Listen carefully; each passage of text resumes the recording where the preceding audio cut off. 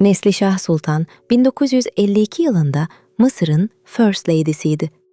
Sarayda yaşıyordu, protokolde ilk sıradaydı ve insanlar önünde eğiliyordu. 2 yıl sonra 1954'te ise bir askeri mahkemede yargılandı.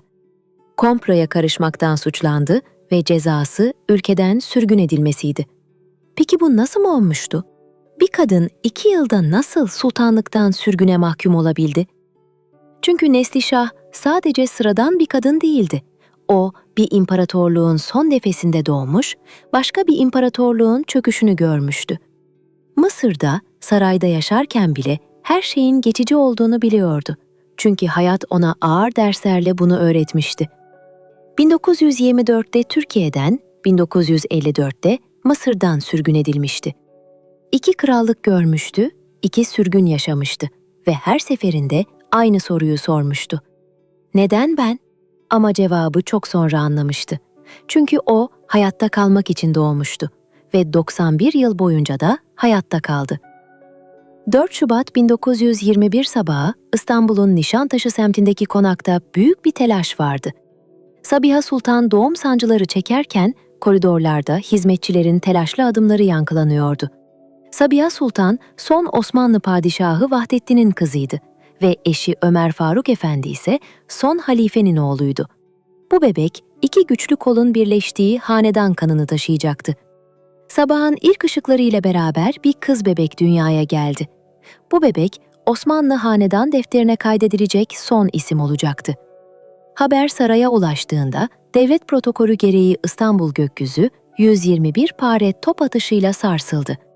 Boğazın 2 yakasında insanlar pencerelere koşarak bir sultanın doğuşunu kutladı. Padişah Vahdettin, torunu adına özel bir altın sikke bastırdı. Üzerinde Neslişah Sultan yazılı bu para, hanedan adına basılan son sikke olarak tarihe geçti. Ertesi gün resmi kayıtlar tutuldu.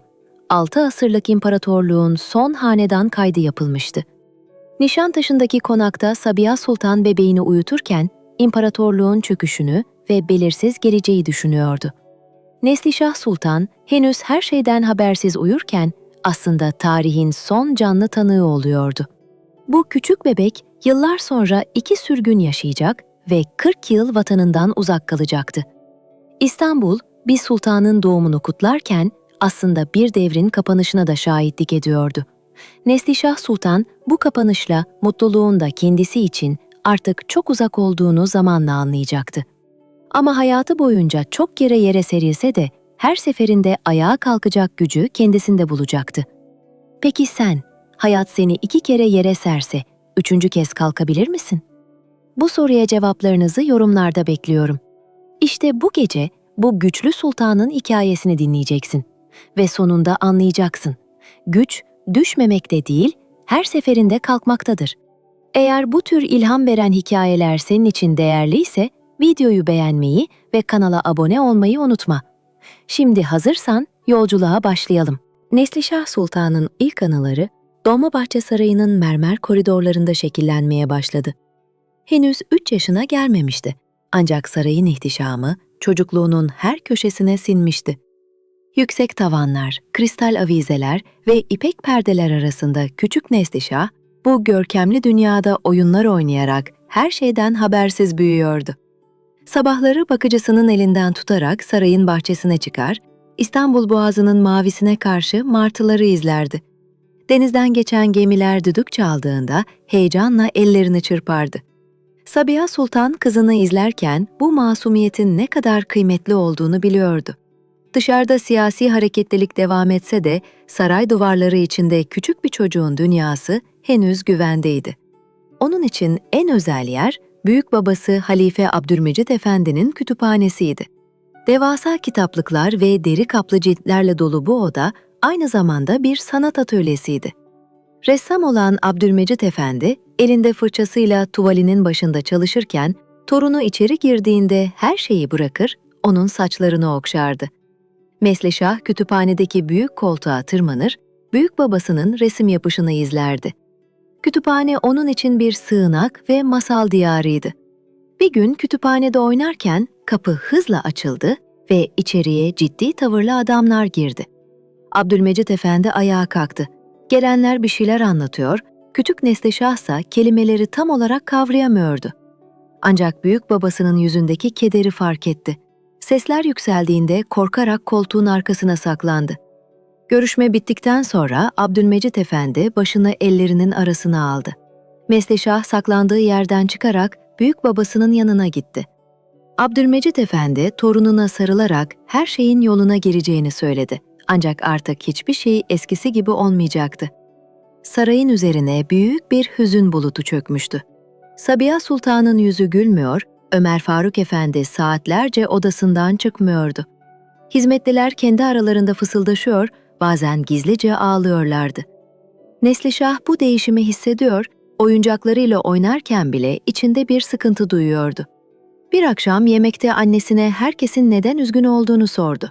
Sabiha Sultan sadece yorgun olduklarını belirtti. Neslişah henüz bilmiyordu ama çok yakında bu saraya ve İstanbul Boğazı'na veda edecekti. Gecenin zifiri karanlığında bir gün aniden bir trene binmesi gerekecekti. Ama şimdilik sadece ninnilerle uyuyan bir çocuktu ve yarının ne getireceği henüz belli değildi. İstanbul'a 1923 yılının sonbaharı ağır bir sessizlikle gibi çökmüştü. Sarayın duvarları arasında yaşayan herkes geleceğin belirsizliğini hissediyordu. Neslişah Sultan artık 2,5 yaşındaydı ve etrafındaki gerginliği sezmeye başlamıştı. Hizmetliler artık eskisi gibi gülmüyor, bakıcılar fısıltıyla konuşarak üzüntülerini gizlemeye çalışıyordu. Sabiha Sultan günlerini endişe içinde geçiriyor, eşi Ömer Faruk Efendi ile geç saatlere kadar durumu değerlendiriyor, ancak bir çıkış yolu bulamıyorlardı. Saltanat kaldırılmıştı ve sıranın halifeliğe gelebileceği konuşuluyordu. Bir sabah Neslişah Sultan annesini pencerenin önünde İstanbul Boğazı'na bakarken buldu. Sabiha Sultan'ın yanaklarından sessizce süzülen gözyaşlarını gören küçük sultan, annesinin eteğine sarılarak neden ağladığını sordu. Sabiha Sultan hızla gözlerini silerek kızını kucağına aldı ve sadece rüzgarın gözlerini yaşarttığını söyledi. Neslişah Sultan için artık saraydaki düzen değişiyordu. Eskiden sıkça gelen misafirler artık uğramaz olmuştu. Büyük babası Abdülmecit Efendi kütüphanesinde uzun saatler yalnız kalıyordu. Diğer büyük babası Sultan Vahdettin ise çok uzaklarda San Remo'daydı. Sarayda büyük bir hareketlilik başlamıştı. Belgeler tasnif ediliyor, sandıklar hazırlanıyordu. Neslişah Sultan bakıcısına taşınıp taşınmayacaklarını sorduğunda net bir cevap alamıyordu. Ömer Faruk Efendi ise sürekli toplantılara katılarak hanedan üyeleriyle bir araya geliyordu. 1924 yılının Şubat ayına gelindiğinde halifeliğin kaldırılacağı ve hanedan üyelerinin vatanı terk edeceği yönündeki bilgiler kesinleşti. Bir akşam yemekte Ömer Faruk Efendi yakında ayrılmak zorunda kalabileceklerini bildirdi. Mart ayının başında resmi karar açıklandı. 3 Mart 1924 tarihinde kabul edilen kanunla hanedan üyelerinin Türkiye sınırları dışına çıkarılmasına karar verildi. Sarayda son hazırlıklar başladı. Neslişah Sultan oyuncaklarının paketlendiğini görünce annesine nereye gittiklerini sordu. Sabiha Sultan trenle uzak bir yolculuğa çıkacaklarını söyledi. Neslişah Sultan geri dönüp dönmeyeceklerini merak ederken annesi cevap vermekte güçlük çekerek kızına sarıldı. Sarayın mermer koridorları sessizliğe bürünürken avizeler birer birer sönüyordu. Küçük Neslişah Sultan elinde oyuncak bebeğiyle annesinin yanında dururken bir devrin kapanışına şahitlik ediyordu. İstanbul, 11 Mart 1924 gecesi soğuk ve karanlıktı. Dolmabahçe Sarayı'nda son hazırlıklar tamamlanmıştı. Valizler kapıların önünde dizilmiş ve eşyalar sandıklara yerleştirilmişti. Sabiha Sultan, kızın Neslişah Sultan'ı uyandırmak istemese de artık vakit gelmişti. Sabaha karşı yola çıkılacaktı. Neslişah Sultan uyurken bakıcısı onu nazikçe kaldırdı. Küçük sultan gözlerini ovuşturup etrafına baktığında hava hala karanlıktı. Nereye gittiklerini sordu. Ancak bakıcısı cevap vermeden onu giydirmeye başladı. Kalın bir palto, yünlü bir atkı ve küçük eldivenler hazırlanmıştı. Uzun bir yolculuk olacağı belliydi. Merdivenlerden inerken Neslişah Sultan sarayın derin sessizliğini fark etti. Avizeler sönüktü ve sadece birkaç hizmetli köşelerde sessizce bekliyordu. Neslişah Sultan Almesi'nin eteğine sarılarak tedirginliğini dile getirdiğinde, Sabiha Sultan kızının elini sıkıca tutarak yanında olduğunu belirtti. Sarayın kapısında arabalar bekliyordu. Büyük babası Abdülmecit Efendi yorgun görünüyordu. Arabalar hareket ettiğinde Neslişah Sultan pencereden dışarı baktı. Camilerin silüetleri ve sokak lambalarının ışığı sanki onlara veda ediyordu. Çatalca tren istasyonuna varıldığında saat gece yarısını geçmişti. İstasyon diğer hanedan üyeleriyle doluydu. Neslişah Sultan kalabalıktan çekindiği için annesinin elini hiç bırakmıyordu. Havadaki sis tren raylarının üzerinde bekleyen uzun ve soğuk bir kütle gibiydi. Vagonlara geçildiğinde eşyalar taşınmaya devam ediyordu. Neslişah Sultan dar koltuklara oturdu ve hemen pencereye yöneldi. Ömer Faruk Efendi ailesini yerleştirdikten sonra koridorda diğer aile üyeleriyle bir araya geldi. Tren hareket etmeden önce istasyonda bir hareketlilik yaşandı. Görevlilerin bildiriminden sonra Ömer Faruk Efendi hemen hareket edileceğini belirtti. Trenin keskin düdüğü yankılandığında Neslişah Sultan kulaklarını kapattı. Tren yavaşça hareket etmeye başladı. Çatalca istasyonu, İstanbul ve Dolmabahçe geride kaldı. Neslişah Sultan pencereden karanlığı izlerken annesine geri dönüp dönmeyeceklerini sordu. Sabiha Sultan cevap veremedi. Sadece kızının saçlarını okşadı. Neslişah Sultan yorgun düşerek annesinin kucağına yaslandı. Uyumadan önce oyuncaklarını sordu. Sabiha Sultan yanlarında olduğunu söylese de aslında pek çok şey geride kalmıştı. Tren gece boyunca sınıra doğru ilerledi. Neslişah Sultan uykusunda sarayın koridorlarında koştuğunu görüyordu. Ancak uyandığında hissettiği tek şey trenin sarsıntısıydı. 11 Mart 1924 gecesi Osmanlı Hanedanı Türkiye'den ayrıldı. Neslişah Sultan henüz 3 yaşındayken vatanından ayrılmış olarak uzun bir yolculuğa çıkıyordu. Trenler sınırları geçtikten sonra günlerce yol aldı. Bulgaristan, Yugoslavya ve İtalya üzerinden geçen raylar üzerinde hanedan üyeleri farklı yönlere dağıldı. Ömer Faruk Efendi ailesi için Akdeniz kıyısında sakin bir şehir olan Nis'i seçti. Nis'e vardıklarında bahar başlamıştı. Ancak Neslişah Sultan her yerde İstanbul'u arıyordu. Annesine burasının İstanbul olup olmadığını sorduğunda, Sabiha Sultan başını iki yana sallayarak burasının yeni evleri olduğunu belirtti. Kiraladıkları ev, Dolmabahçe Sarayı'nın koridorları kadar bile büyük değildi. 2 oda, bir mutfak ve dar bir balkondan ibaret bu mekana girdiğinde Sabiha Sultan gözyaşlarını tutamadı. Daha birkaç hafta önce sarayda yaşayan aile, yabancı bir şehirde yapayalnızdı. İlk günleri alışmak oldukça güçtü.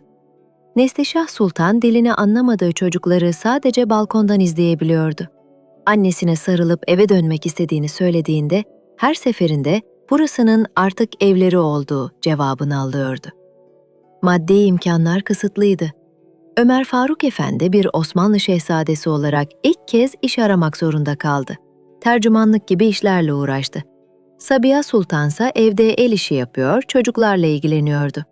Neslişah Sultan annesinin ellerinin nasıl yıprandığını ve yüzündeki yorgunluğu gözlemliyordu. Elbiseler zamanla eskidi, yırtılanlar yamandı. Saraydaki ihtişamlı günlerin aksine aynı kıyafetleri günlerce giymek zorunda kalsa da Neslişah Sultan annesinin hüznünü gördüğü için şikayet etmiyordu. Yaşı küçük olduğu ve imkanlar yetersiz kaldığı için okula gidemiyordu. Evde annesi ona Türkçe öğretiyor, alfabeyi, sayıları ve şiirleri öğretiyordu. Sabiha Sultan, kızına nerede doğduğunu ve nereden geldiğini asla unutmaması gerektiğini sık sık tembihliyordu. Yıllar geçtikçe Nis şehri tanıdık gelmeye başladı. Neslişah Sultan büyüdü, Fransızca öğrendi ve sokakları tanıdı. Ancak içindeki eksiklik duygusu baki kaldı. Komşular onlara yabancı gözlerle bakıyor, mülteci olduklarını fısıldıyorlardı. Neslişah Sultan bu ifadenin anlamını yüzlerdeki bakışlardan seziyordu. Nis'teki ilk yıllar yokluk ve özlemle geçse de Neslişah Sultan'ın içinde bir direnç gelişiyordu. Maddi her şeylerini kaybetmişlerdi ama onurlarını koruyorlardı. Küçük Neslişah Sultan her geçen gün biraz daha güçleniyordu. Nis sokaklarında yoksulluk içinde büyüyen bu çocuk, ileride güçlü bir kadın olacaktı. 1926 yılının Mayıs ayıydı. Neslişah Sultan henüz 5 yaşındaydı. ancak evdeki huzursuzluğu hissedebiliyordu. Annesi Sabiha Sultan günlerdir üzgündü. Telefonlar çalıyor, babası ciddi bir ses tonuyla görüşmeler yapıyor ve ardından annesi sessizce gözyaşı döküyordu. Küçük Neslişah Sultan neler olduğunu tam olarak kavrayamasa da evin içindeki sessizlikten endişe duyuyordu. Bir sabah evde alışılmadık bir sakinlik vardı. Neslişah Sultan salona girdiğinde annesini siyah elbiseler içinde buldu. Sabiha Sultan elinde bir mendille pencereden dışarı bakıyordu. Neslişah Sultan yavaşça yanına gidip nedenini sorduğunda annesi onu kucağına alarak büyük babasının vefat ettiğini söyledi. Neslişah Sultan bu sözün anlamını bilmediği için şaşkınlıkla annesine baktı. Sabiha Sultan, babasının artık hayatta olmadığını ve yanlarında olamayacağını açıkladı. Neslişah Sultan, büyük babasını hiç görememişti. Sultan Vahdettin, 1922 yılında İstanbul'dan ayrılmış ve İtalya'nın Sanremo şehrinde yaşamaya başlamıştı. Uzun süredir sağlığının yerinde olmadığı biliniyordu. 16 Mayıs 1926 sabahı hayata gözlerini yummuştu. Ömer Faruk Efendi haberi alır almaz Sanremo'ya gitmek için hazırlıklara başladı. Ancak kısıtlı imkanlar ve çocukların durumu nedeniyle Sabiha Sultan bu yolculuğa çıkamadı. Babasını son kez göremeyecek olmanın üzüntüsünü Nice'teki evinde yaşamak zorunda kaldı. Haftalarca süren derin bir sessizlik eve hakim oldu. Sabiha Sultan, babasının mezarını ziyaret edemediği için büyük bir keder içindeydi. Neslişah Sultan, annesine büyük babasının şimdi nerede olduğunu sorduğunda teselli edici cevaplar alıyordu. Babası Sanremo'dan döndüğünde cenaze töreninin ne kadar sade geçtiğini anlattı. Sultan Vahdettin'in naaşı sessiz bir törenle toprağa verilmişti. Ömer Faruk Efendi eşinin elini tutarak onurlarını her zaman koruyacaklarını hatırlattı. Matem günlerinde Neslişah Sultan da siyah bir elbise giydi. Salondaki fotoğrafa uzun uzun baktı ve büyük babasının kendisini sevip sevmediğini merak etti. Sabiha Sultan, onun doğumuyla büyük babasının ne kadar mutlu olduğunu anlatarak kızını rahatlattı. Zaman geçtikçe evdeki hüzün azalsa da Sabiha Sultan'ın kalbindeki boşluk kapanmadı. Neslişah Sultan büyüdükçe bu kaybın sadece bir aile büyüğünün vedası değil, 6 asırlık bir dönemin son simgesinin de gidişi olduğunu kavrayacaktı. Bir akşam Sabiha Sultan babasından kalan eski bir mendili hatıra olarak kızına verdi. Neslişah Sultan o mendili eline aldığında hiç görmediği büyük babasıyla arasında kopmaz bir bağ hissetti. Annesine ileride onun mezarını ziyaret edip edemeyeceğini sordu. Sabiha Sultan bu dileğin bir gün gerçekleşmesini umut ederek kızına sarıldı. Neslişah Sultan için bu veda, atalarının hatırasını ve onurunu her koşulda taşıması gerektiğini öğreten sessiz bir ders oldu. Neslişah Sultan, 1930 yılına gelindiğinde 9 yaşına basmıştı. Artık Nice şehrinin sokaklarını tanıyor ve akıcı bir şekilde Fransızca konuşabiliyordu. Ancak annesinin kararıyla evde her zaman Türkçe konuşuluyordu. Sabiha Sultan, kızının kökeninden kopmasına asla izin vermiyordu. Ömer Faruk Efendi, uzun uğraşlar sonunda Neslişah Sultan'ı Nice Fransız Lisesi'ne kaydettirmeyi başardı. Okul binası, geniş bahçeleri ve kalabalık öğrenci mevcuduyla şehrin merkezindeydi. Neslişah Sultan ilk gün okulun kapısında durduğunda büyük bir heyecan duymuştu. Sınıfa girdiğinde öğretmen onu Türkiye'den gelen yeni öğrenci olarak tanıttı. Neslişah Sultan sırasına oturduğunda elleri titriyordu. İlk derslerde yabancı dilde konuşmakta zorlansa da dikkatle dinleyerek notlar aldı. Günler geçtikçe okula alıştı ve Marie adında bir arkadaş edindi. Marie ona kelimeleri tekrar ettirerek yardım ediyordu. Ancak okulda zorluklar da eksik olmuyordu. Bazı çocuklar ailesinin yönetimden uzaklaştırıldığını biliyordu. Neslişah Sultan bu tür sözler karşısında onurlu duruşunu bozmuyor, asil bir aileden geldiğini dile getiriyordu. Onun bu asil tavrı karşısında yaşıtları sessiz kalıyordu. Evde Sabiha Sultan kızına özel dersler vermeye devam ediyordu. Her akşam yemekten sonra Türk tarihi, şiirler ve masallar üzerine çalışıyorlardı. Neslişah Sultan okul derslerinin yanı sıra evde İngilizce ve Almanca da öğrenmeye başladı. Babasının getirdiği dünya klasiklerini geceleri lambanın altında saatlerce okuyordu. Seneler ilerledikçe Neslişah Sultan başarılı bir öğrenci haline geldi. Kompozisyonları takdir ediliyor, matematik sınavlarından yüksek notlar alıyordu. Ancak her akşam kısıtlı imkanlarla yaşadıkları küçük odalara döndüğünde içten içe bir eksiklik hissediyordu. Bir gün öğretmeni büyüyünce ne olmak istediğini sorduğunda diğer çocukların aksine vatanına dönmek istediğini söyledi. Neslişah Sultan hem batılı bir eğitim aldı hem de kültürel köklerine sadık kaldı. Fransızca konuşuyor ama Türkçe düşünüyor, Avrupa'yı giyiniyor ama geleneklerini unutmuyordu. Lise yılları ona sadece bilgi değil, kimliğini de öğretti. O bir sürgün olsa da aynı zamanda bir sultandı ve bu iki kimlik hayatı boyunca onu şekillendirecekti. Neslişah Sultan, 1937 yılına gelindiğinde 16 yaşına basmıştı.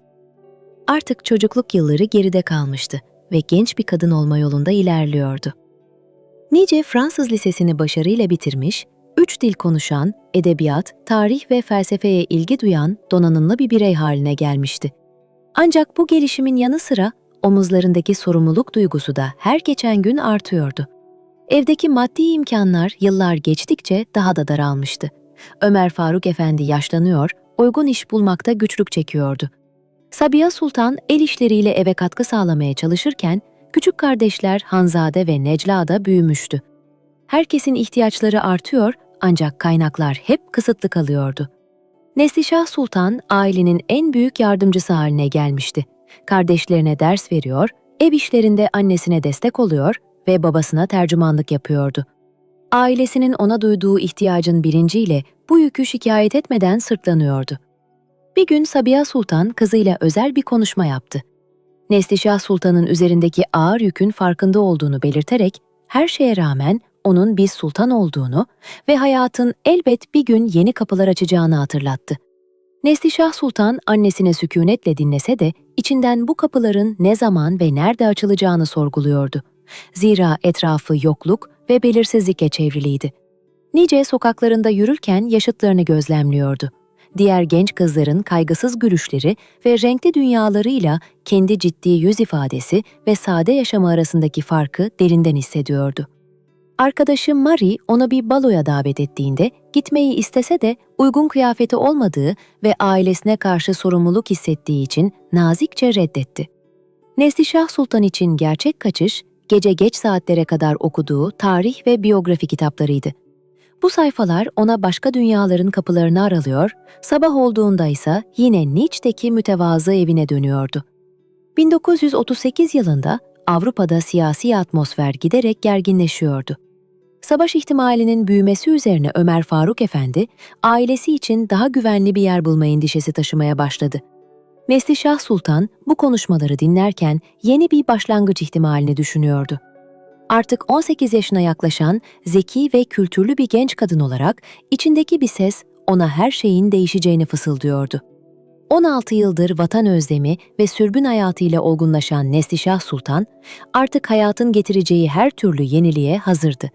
Kader onu Niç'teki bu küçük evden alıp Mısır'a, ardından bir evlilikle kraliçelik makamına taşıyacak yolları hazırlıyordu.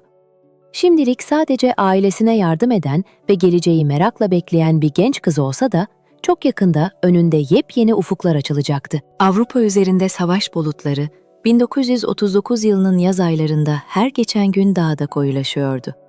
Siyasi gerginlikler had safhaya ulaşmış, kıta büyük bir çatışmanın eşiğine gelmişti.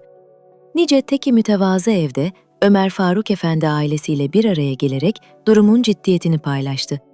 Avrupa'nın artık güvenli olmadığını belirten Ömer Faruk Efendi, olası bir savaş durumunda mülteci konumunda kalmanın yaratacağı tehlikelere dikkat çekti. Ailesini korumak adına Mısır'a gitme kararı aldığını açıkladı. Mısır Kralı Faruk, hanedan üyelerine kapılarını açmıştı ve bu teklif belirsizlik içindeki aile için yeni bir sığınak imkanı doğmasına neden olmuştu. Neslişah Sultan bu kararı dinlerken karmaşık duygular içerisindeydi. 15 yıldır yaşadığı, çocukluğunun geçtiği Niç'ten ayrılmak kolay değildi. Ancak babası kararlıydı. Çocuklarını savaşın yıkıcı etkilerinden uzak tutmak istiyordu. Hazırlıklar süratle başladı. Eşyaların çoğu yanlarında götürülemeyeceği için elden çıkarıldı. Neslişah Sultan 10 yıldır her anını paylaştığı arkadaşı Marie ile vedalaşırken zor anlar yaşadı. Bir daha görüşüp görüşemeyeceklerini bilmeden birbirlerine sarıldılar. Eylül ayının başlarında aile Marsilya limanına ulaştı. Liman, güvenli bölgelere kaçmaya çalışan insanlarla doluydu. Marsilya'dan hareket eden büyük bir gemiyle Akdeniz'e açıldılar. Neslişah Sultan, güverteden uzaklaşan kıyıları izlerken 15 yıllık hayatını geride bırakmanın ağırlığını hissediyordu. Gemide kendileri gibi Mısır'a doğru yol alan başka hanedan aileleri de vardı. Yolculuk günlerce sürdü. Gemi nihayet İskenderiye'ye yaklaştığında palmiyeler ve beyaz binalarla kaplı Mısır kıyıları göründü. Limana ayak bastıklarında Afrika'nın sıcak rüzgarı onları karşıladı. Mısır yetkilileri tarafından nezaketle karşılanan aile, işlemlerin ardından Kahire'ye doğru yola çıktı. Çöl yollarından geçerken gördükleri yerel yaşam, Avrupa'dan gelen aile için oldukça farklı bir atmosfer sunuyordu. Kahire'nin kalabalık sokakları ve yeni sesler Neslişah Sultan'ı şaşırttı. Kendilerine tahsis edilen ev, Niç'teki evlerine göre daha ferahtı. Odasına yerleşen Neslişah Sultan, pencereden bu yeni dünyayı izledi. Hayatı bir kez daha büyük bir değişimin eşiğindeydi. Mısır, onun için sadece bir sığınak değil, aynı zamanda gelecekteki kraliçelik makamına uzanan yolun başlangıcı olacaktı. Mısır'daki ilk aylar, Neslişah Sultan için bir uyum süreciydi. Kahire'nin sıcağı, Niç'in ılıman havasından çok farklıydı. Sabahları güneş öyle sert doğuyordu ki, pencere perdelerini kapatmak zorunda kalıyordu. Sokakların gürültüsü, satıcıların bağırışları ve ezan sesleriyle her şey yeni ve alışılmadıktı. En büyük zorluk dildi. Fransızca, İngilizce ve Almanca bilmesine rağmen Arapça konusunda hiçbir bilgisi yoktu. Neslişah Sultan bağımsız olmak istiyordu. Bu yüzden kararlılıkla Arapça öğrenmeye başladı. Fatma Hanım adında yaşlı bir öğretmenden her sabah ders alıyordu. Harfler, kelimeler ve cümleler üzerinde azimle çalıştı. Aylar içinde temel düzeyde konuşmaya başladı. Pazarda satıcılarla basit diyaloglar kurabiliyor, fiyat sorabiliyor ve teşekkür edebiliyordu. Bu ilerleme ona büyük bir güven veriyordu. Ömer Faruk Efendi, Mısır'daki Osmanlı hanedan üyeleriyle temasa geçti. Haftada bir araya gelen bu toplulukta Neslişah Sultan, aristokrat bir aileden gelen Mediha ile tanıştı. İkisi kısa sürede yakın arkadaş oldu. Mediha, Neslişah Sultan'a Kahire'nin çarşılarını, camilerini ve Nil kıyılarını gezdirdi. Nil Nehri onu özellikle etkilemişti. Nehrin binlerce yıldır süregelen akışını izlerken, zamanın durmaksızın ilerlediğini düşünüyordu. Bir akşam Nil kenarında yürürken gördüğü Abdi'in sarayı, ona çocukluğunun geçtiği Dolmabahçe Sarayı'nı hatırlattı. 1940 yılına gelindiğinde Neslişah Sultan artık Kahire'ye alışmıştı. Şehri tanıyor ve yeni çevreler ediniyordu. Ancak 19 yaşında olmasına rağmen geleceği hala belirsizdi. Bir gün babası, evlilik çağına geldiğine dair ciddi bir konuşma yaptı. Mısır aristokrasisinden teklifler gelebileceğini belirtti. Neslişah Sultan bu duruma şaşırsa da, bir Osmanlı sultanının torunu olmanın getirdiği sorumlulukların farkındaydı. Bir sabah Mediha, sarayda hanedan üyeleri için düzenlenen bir davetin haberini getirdi. Neslişah Sultan için bu büyük bir fırsattı. Annesi hazırlıklarına yardım etti. En güzel elbisesini giyip zarif bir görünüme kavuştu. Davet günü saraya girdiğinde mermer koridorlar ve kristal avizeler arasında kendisini yeniden bir ihtişamın içinde buldu. Salondaki konuklar onu merakla izliyordu. O gece Neslişah Sultan, Mısır cemiyetine tanıtıldı. Salonun bir köşesinde Prens Muhammed Abdülmunim onu fark etti. Henüz tanışmamış olsalar da bu sessiz karşılaşma hayatının dönüm noktasının ilk adımıydı. Mısır Sarayı'ndaki davetin üzerinden bir hafta geçmişti ki Ömer Faruk Efendi'nin evine saraydan resmi bir görevli geldi. Görevlinin getirdiği mektubu okuyan babasının yüz ifadesi aniden değişti. Sabiha Sultan'ın meraklı bakışları altında mektubun içeriğini açıklayan Ömer Faruk Efendi, Prens Muhammed Abdülmuni'nin Neslişah Sultan'la evlenmek istediğini dile getirdi. Neslişah Sultan bu sözleri duyduğunda olduğu yerde donup kaldı. Henüz 19 yaşındaydı ve yeni bir ülkede hayatını düzene sokmaya çalışıyordu. Akşam sofrada babası prens hakkında bilgi verdi. Prens Muhammed Abdülmunim, Kral Faruk'un amcası Sultan Hüseyin Kamil'in oğluydu. 41 yaşında, askeri eğitim almış ve oldukça itibar sahibi bir şahsiyetti. Neslişah Sultan sessizce dinlerken zihni karışık düşüncelerle doluydu. Bir yanda güvenli bir gelecek, diğer yandaysa hiç tanımadığı bir adamla hayatını birleştirme zorunluluğu vardı. Sabiha Sultan kızının endişesini görerek hayatın bazen seçim şansı tanımadığını, sadece yollar gösterdiğini söyleyerek ona destek oldu. Birkaç gün sonra resmi bir görüşme ayarlandı. Prens eve geldiğinde Neslişah Sultan onu ilk kez yakından gördü. Uzun boylu, yakışıklı ve askeri bir disipline sahip ciddi bir adamdı. Karşılıklı oturduklarında prens, Neslişah Sultan'a eğitimi ve Mısır'daki yaşantısı üzerine sorular sordu. Neslişah Sultan nazik cevaplar verdi ve görüşme 1 saat sürdü. Misafirler ayrıldıktan sonra babası, prensin bu tanışmadan memnun kaldığını dile getirdi. Neslişah Sultan o gece uzun süre uyuyamadı. Tanımadığı biriyle evlenmenin doğruluğunu sorgularken, ailesinin kısıtlı maddi imkanlarını da düşünüyordu. Ertesi gün annesiyle yaptığı konuşmada Sabiha Sultan ona güvenli bir hayatın öneminden bahsetti. Neslişah Sultan zamanla bu durumu kaderi olarak kabullendi. Bir gün bahçede Prens Muhammed Abdülmunim'le yalnız yürürken, prens ona her zaman saygı duyacağını ve onu onurlandıracağını ifade etti. Prensin samimiyeti, Neslişah Sultan'ın korkularını biraz olsun dağıttı. Mayıs ayında gerçekleştirilen nişan töreninde Neslişah Sultan pırlanta bir yüzük taktı. Prens onun elini nazikçe öperken davetliler bu birleşmeyi alkışlarla kutladı. Neslişah Sultan artık geri dönüşün olmadığını ve hayatının bir kez daha tamamen değişeceğini anladı. Gece yatağına uzanıp parmağındaki yüzüğe baktığında hayatın onu getirdiği bu noktayı sessizce kabullendi. Artık bilinmez bir geleceğe doğru yürümeye hazırdı. Kahire'nin en görkemli camilerinden birinde 1940 yılının Temmuz ayında nikah töreni yapıldı. Neslişah Sultan, beyaz gelinliğinin içinde adeta bir rüyanın ortasındaydı. Etrafında yüzlerce davetli ve parlayan avizeler vardı. Her şey oldukça ihtişamlı görünse de o, zihninde Nice'deki kısıtlı imkanlarla geçen günleri ve sürgün yıllarını taşıyordu. Nikah kıyıldığında Prens Muhammed Abdülmunim onun elini tuttu. Neslişah Sultan artık hayat arkadaşı olan bu adama bakarken yeni yolculuğu için içinden sessizce dua etti. Düğün gecesi Nil kıyısında yer alan Manyar Sarayı'na taşındılar. Sarayın mermer koridorları ve altın kaplama süslemeleri ona çocukluğunun geçtiği Dolmabahçe Sarayı'nı anımsattı. Ancak bu kez orada bir misafir değil, sarayın hanımı olarak bulunuyordu.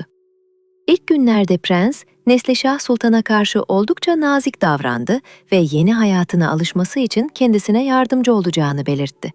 Saray görevlileri kendilerini tanıttılar. Tecrübeli bir görevli olan Amina, Neslişah Sultan'a saray protokolünü ve görgü kurallarını öğretmekle görevlendirildi. İlk haftalar oldukça zorlayıcıydı. Nasıl giyinileceğinden, kimlerle konuşulacağına kadar her şey katı kurallara bağlanmıştı. Neslişah Sultan, bu düzenin içinde sorumluluklarını yerine getirmeye odaklandı. Prens genellikle askeri görevleri nedeniyle günlerini dışarıda geçiriyordu. Neslişah Sultan sarayda yalnız kaldığı vakitlerde bahçelerde dolaşıyor ve kitap okuyordu. Aralarındaki 22 yaşlık fark nedeniyle başlangıçta ortak bir dil bulmak güç görünüyordu. Bir akşam yemekte prens, Neslişah Sultan'ın çekingenliğini fark ederek ondan sadece saygı beklediğini ifade etti. Neslişah Sultan da ona olan saygısını dile getirince aralarındaki mesafe azalmaya başladı.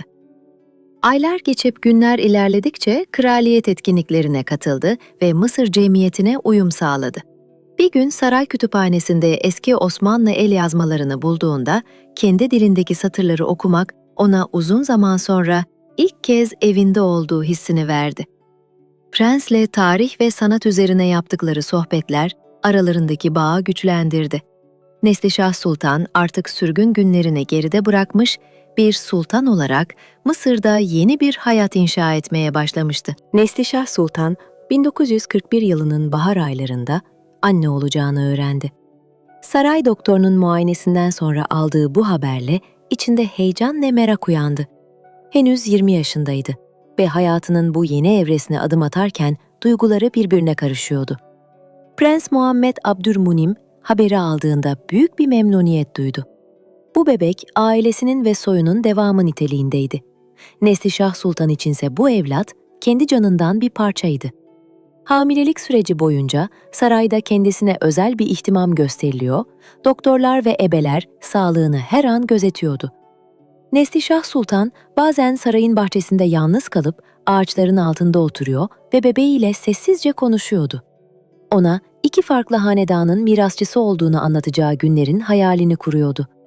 Annesi Sabiha Sultan da bu süreçte kızını hiç yalnız bırakmadı ve ona güç verdi. Kasım ayında doğum sancıları başladığında sarayda büyük bir hareketlilik yaşandı. Saatler süren zorlu bir mücadelenin ardından bir oğul dünyaya geldi. Neslişah Sultan yorgun ama huzurluydu. Bebeğini kucağına aldığında hissettiği sevgi tarif edilemez bir boyuttaydı. Bebeğe Mısır'ın eski hükümdarlarından birinin anısına Abbas Hilmi adı verildi. İlk aylarda bebeğiyle ilgilenmek yorucu olsa da Neslişah Sultan şikayet etmiyordu. Abbas Hilmi'yi kucağında sallarken ona annesinden öğrendiği Türkçe ninnileri söylüyordu. 1944 yılında ikinci çocukları dünyaya geldi. Bu kez bir kız bebekleri olmuştu ve adını İkbal koydular. Neslişah Sultan kızını kucağına aldığında ona kendi küçüklüğünü hatırlatan bir masumiyet gördü. İki çocukla birlikte hayatı daha da yoğunlaştı. Günlerini evlatlarıyla ilgilenerek ve protokol görevlerini yerine getirerek geçiriyordu.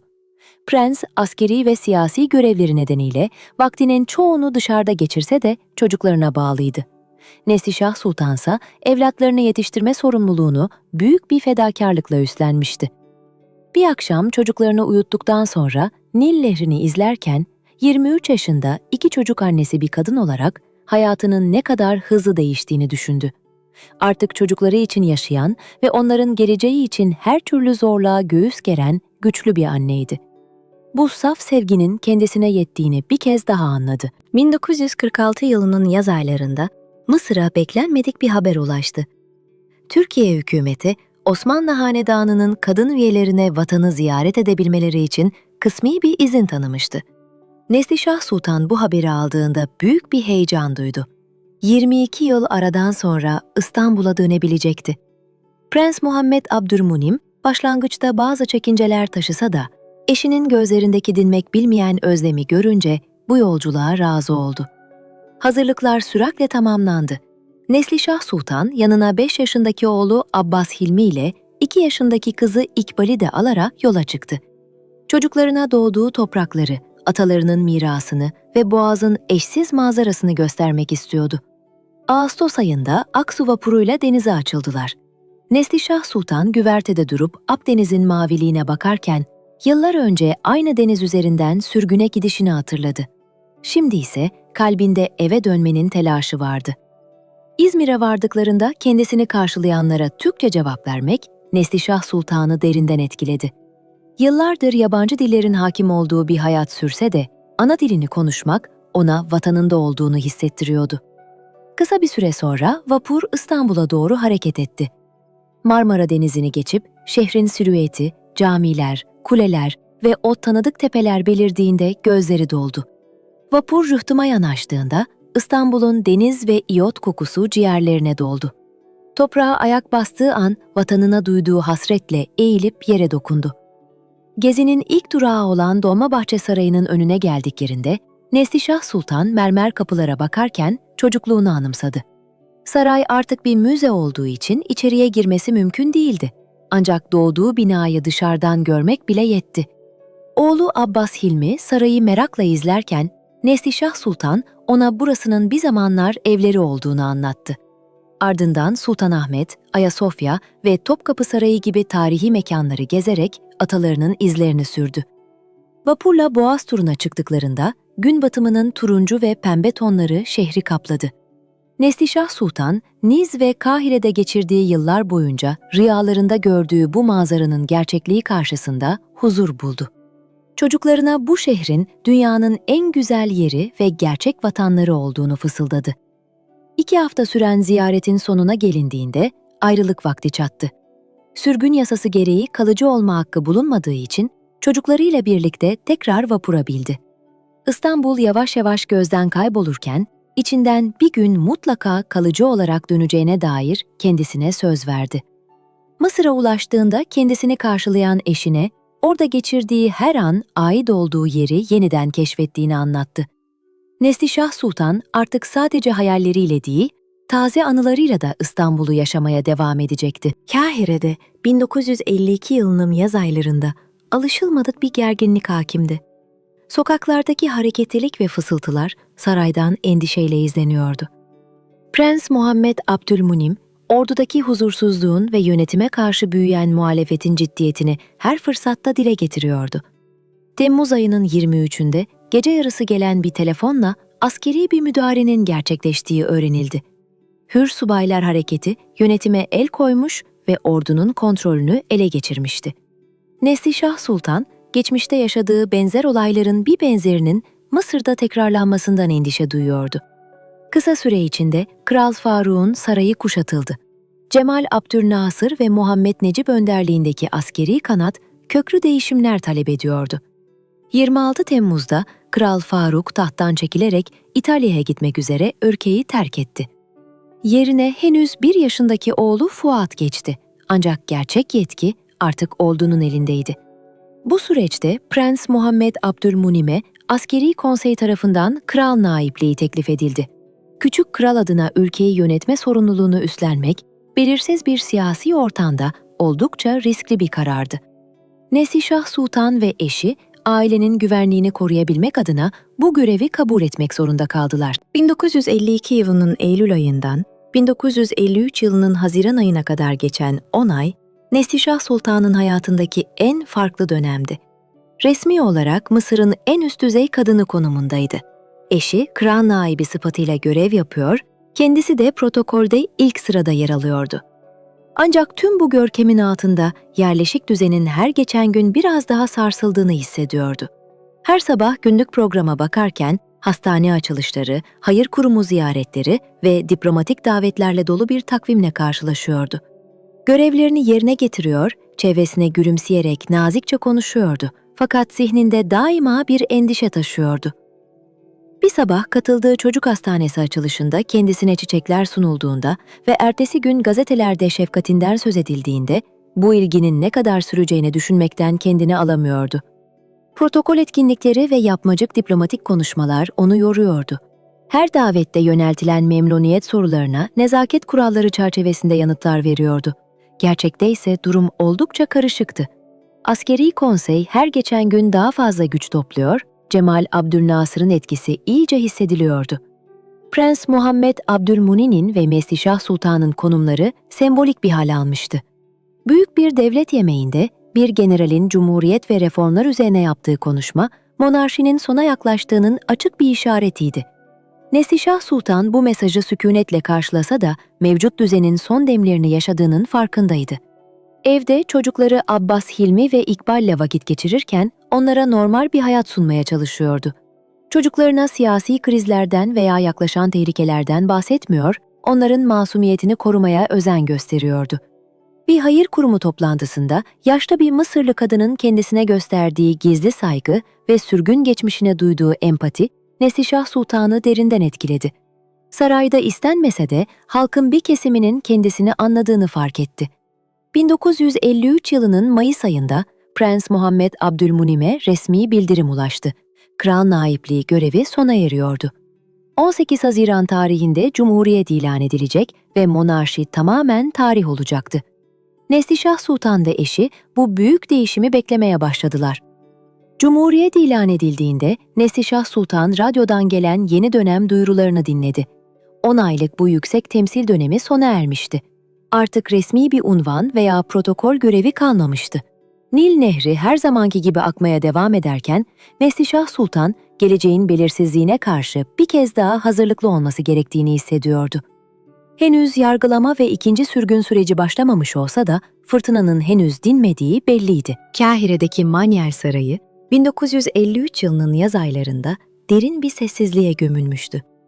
Artık protokol görevlileri gelmiyor, resmi davetler yapılmıyor ve törenler düzenlenmiyordu.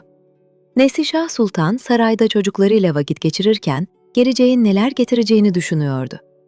Eylül ayında Cemal Abdülnasır yönetimi, kraliyet ailesine yönelik bir soruşturma başlattı. Mal varlıkları ve hesaplar incelenirken, Prens Muhammed Abdülmunim de bu sürecin kapsamına alındı.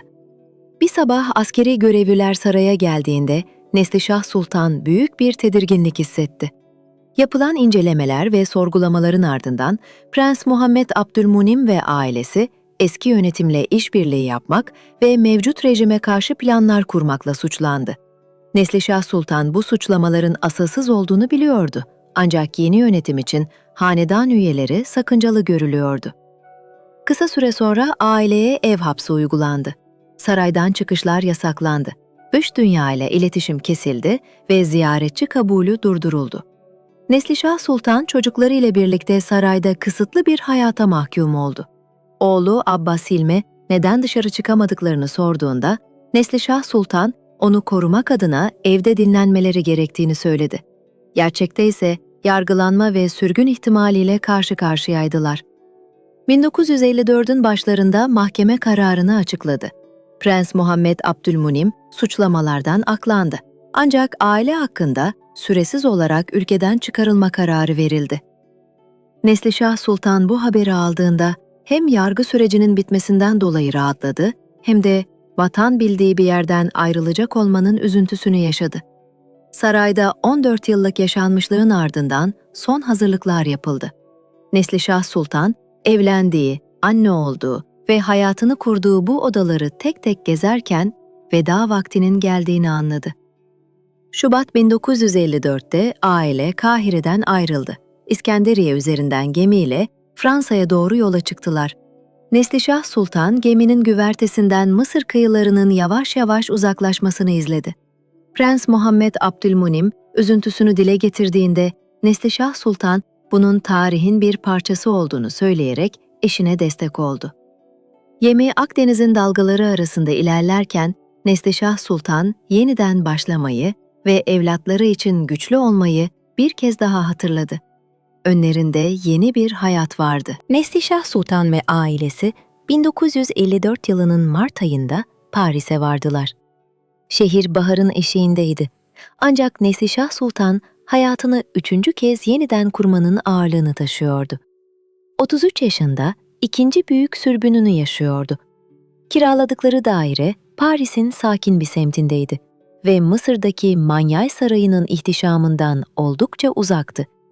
3 oda ve küçük bir salondan oluşan bu mütevazı evde yeni bir düzen kurmaya başladılar.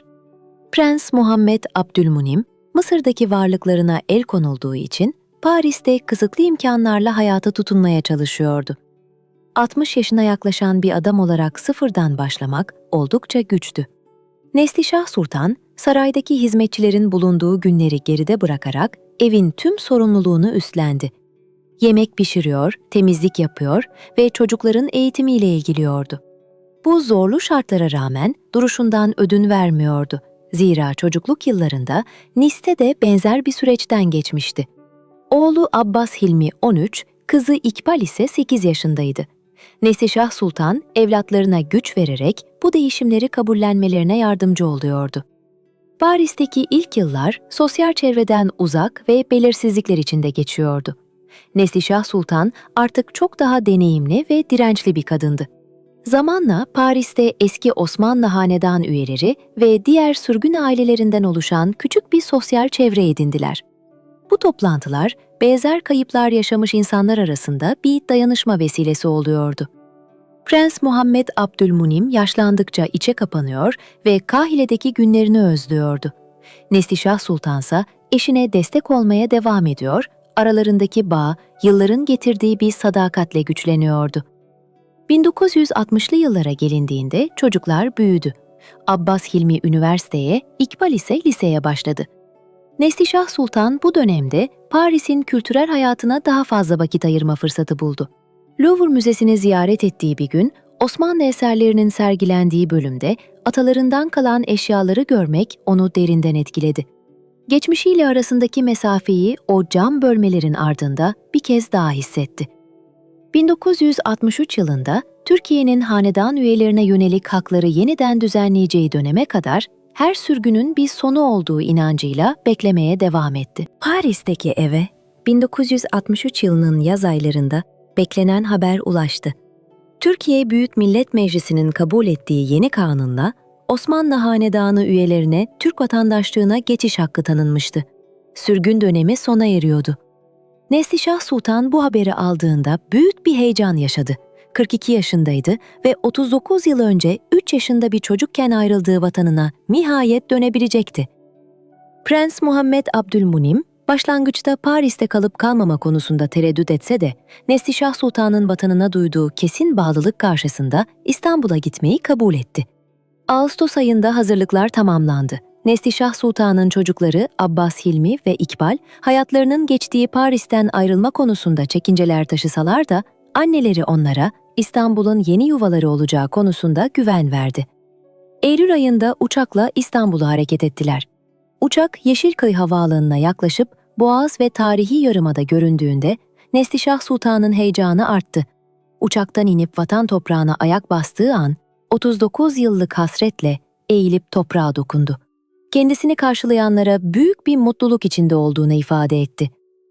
İstanbul'da Ortaköy semtinde boğaz manzaralı bir ev kiralayarak yeni bir hayata başladılar. Neslişah Sultan, Sultanahmet, Ayasofya ve Dolmabahçe gibi tarihi mekanları bu kez bir vatandaş olarak yeniden gezdi. Doğduğu yer olan Dolmabahçe Sarayı'nın önünde durduğunda, oradaki görevlilerle 1921 yılında bu yapıda dünyaya geldiğini ve yıllar sonra döndüğünü paylaştı.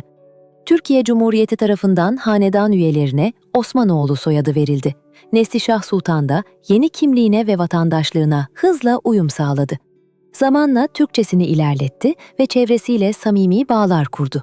Prens Muhammed Abdülmunim ve çocukları da kademeli olarak şehre ve kültüre alışmaya başladılar. Neslişah Sultan, annesi Sabiha Sultan'la Boğaz kıyısında yürürken geçen uzun yılların ardından eve dönmüş olmanın huzurunu paylaştı. 39 yıl süren sürgün hayatının ardından artık kendi vatanındaydı ve hayatının geri kalanını bu topraklarda geçirmeye kararlıydı. 1980 yılının kış aylarıydı. İstanbul yoğun kar altındaydı. Ortaköy'deki evde Neslişah Sultan eşinin başında bekliyordu. Prens Muhammed Abdülmunim 81 yaşındaydı ve sağlığı giderek bozulmuştu. Kalbi zayıflamış, nefes alması güçleşmişti. Tıbbi müdahaleler yetersiz kalıyordu. Neslişah Sultan eşinin elini tuttu. 40 yıllık bir beraberliği geride bırakmışlardı. Bu evlilik büyük duygularla başlamamış olsa da yıllar içinde aralarında sarsılmaz bir bağ oluşmuştu.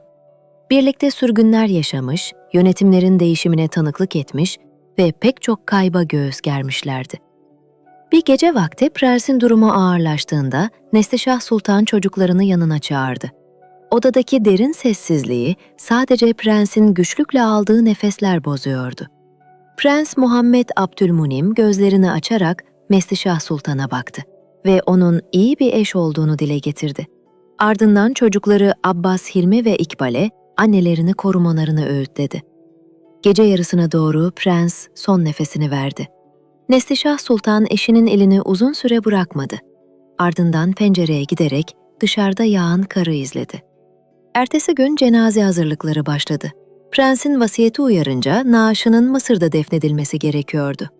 Neslişah Sultan eşini İstanbul'da bırakmak istese de onun Mısır'a olan bağlılığına saygı duyarak bu isteği yerine getirdi. Ocak ayında naaş Kahire'ye nakledildi. Neslişah Sultan, Kahire'de hanedan üyeleri ve dostların katıldığı sade bir törenle 40 yıllık hayat arkadaşını ebediyete uğurladı. İstanbul'a döndüğünde ev ona oldukça ıssız geldi. Çocukları kendi hayatlarını kurmuş, Abbas Hilmi evlenmiş, İkbal ise kendi uğraşlarına yönelmişti. Neslişah Sultan artık günlerini sessizlik içinde geçiriyordu.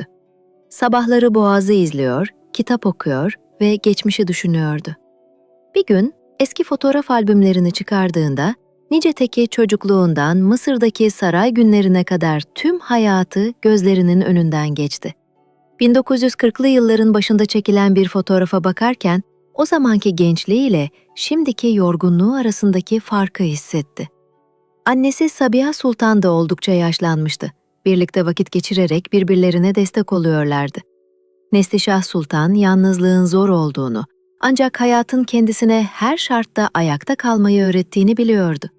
Komşularının nezaket dolu davetlerine çoğu zaman geri çevirerek yalnızlığın sakinliğine sığınıyordu. Balkonda oturup İstanbul'un ışıklarını izlediği akşamlarda 60 yıllık ömründe imparatorlukların çöküşüne ve sürgünlere tanıklık etmiş biri olarak hala ayakta durmanın gururunu taşıyordu. Prensin ardından geçen yıllarda torunlarıyla ilgilendi, anılarını tazeledi ve dostlarıyla buluştu. Küçük torununun sevgiye dair sorusuna saygının bazen her duygudan daha önemli olduğunu söyleyerek yanıt verdi. İstanbul'un dalgaları ve tanıdık kokuları ona yoldaşlık ediyordu. Neslişah Sultan yalnız olsa da vatanında, evindeydi ve bu ev onu asla bırakmayacaktı. 1980'li yıllardan 2000'li yıllara uzanan zaman dilimi, Neslişah Sultan için olgunluk ve huzur dönemi oldu.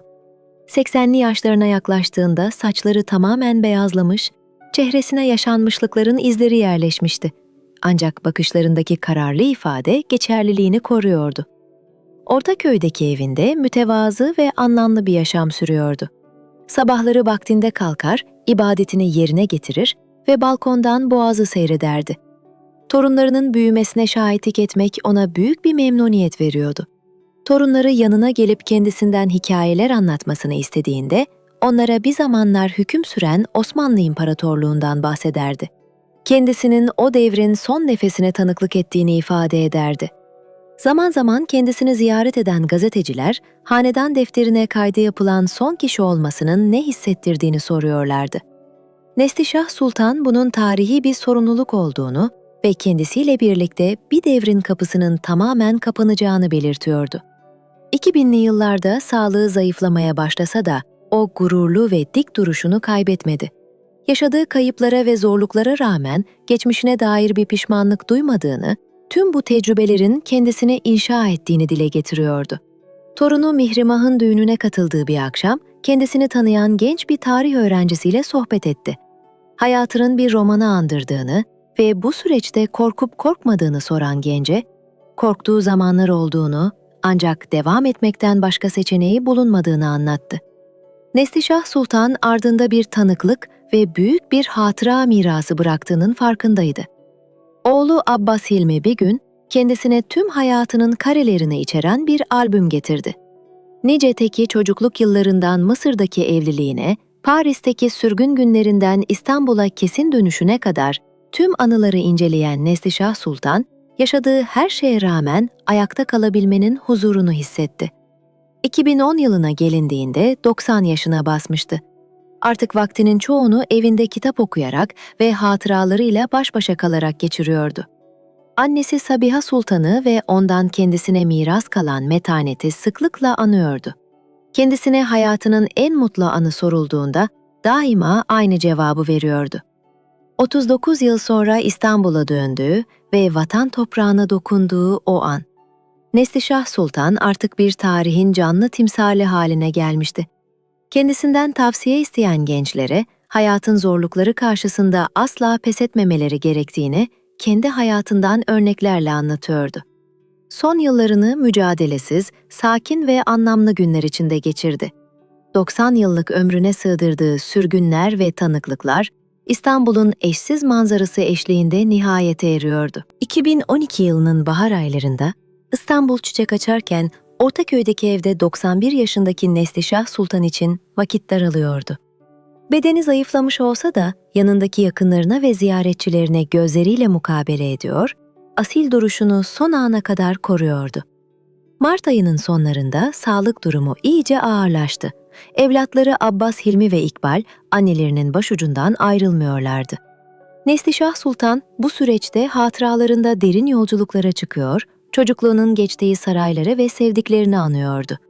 Bir gece uykusundan uyandığında oğlu Abbas Hilmi'ye rüyasında gerçek evinde olduğunu ve huzur bulduğunu ifade etti. Oğluna geçmişlerini unutmamalarını ve daima güçlü kalmalarını öğütledi. Nisan ayının ilk günlerinde Niş, Mısır, Paris ve İstanbul arasında geçen uzun hayat yolculuğunu yad eden Neslişah Sultan ne kadar çok yol yürüdüğünü dile getirdi. 2 Nisan 2012 günü sabahın erken saatlerinde sevdikleri etrafındayken son nefesini verdi. Pencereden görünen Boğaz manzarası ve İstanbul'un sabah uyanışı eşliğinde 91 yıllık fırtınalı ömür sükûnete erdi. Osmanlı hanedan defterine kaydedilen son isim sessizce dünyadan ayrıldı. Vefat haberi büyük yankı uyandırdı. O, bir devrin son tanığı ve bir tarihin sembolü olarak anıldı.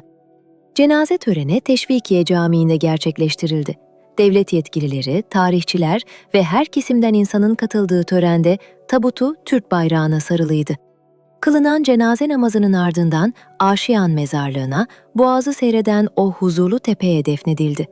Mezar taşına adı, unvanı ve hanedan defterine kaydedilen son isim olduğu ibaresi işlendi. Neslişah Sultan hayatı boyunca 2 büyük sürgün yaşamış, imparatorlukların ve krallıkların çöküşüne tanıklık etmiş ancak o asil duruşundan asla ödün vermemişti. Onun hikayesi sadece bir sultanın hayatı değil, zorluklar karşısında direnç gösteren, 3 kıtada yaşayıp sonunda evine dönen bir ruhun mirasıydı. Bugün Aşiyan mezarlığında martıların ve boğaz rüzgarının eşliğinde ait olduğu topraklarda sonsuz uykusunu uyumaktadır. Bir çağın tanığı ve bir mücadelenin sembolü olarak hatırası İstanbul'un kalbinde yaşamaya devam etmektedir.